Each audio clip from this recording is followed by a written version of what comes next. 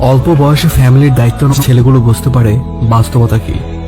যে বয়সে তাদের বন্ধুদের সাথে ঘোরাফেরা করে দিন কাটানোর কথা, সে বয়সে তারা ফ্যামিলির দায়িত্বভার মাথায় নিয়ে ঘোরে। একমাত্র তারাই বোঝে জীবন কি।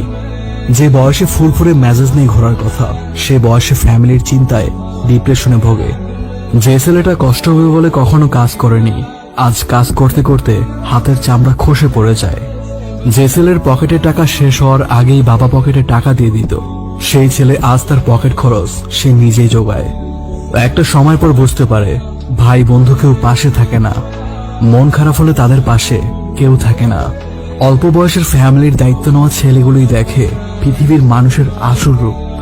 ফ্যামিলির একটু ভালোর জন্য, সুখের জন্য তারা স্যাক্রিফাইস করে দেয় তাদের জীবনটুকু। অল্প বয়সে ফ্যামিলির দায়িত্ব নেওয়া মানুষগুলোর শেষটা সুন্দর হোক।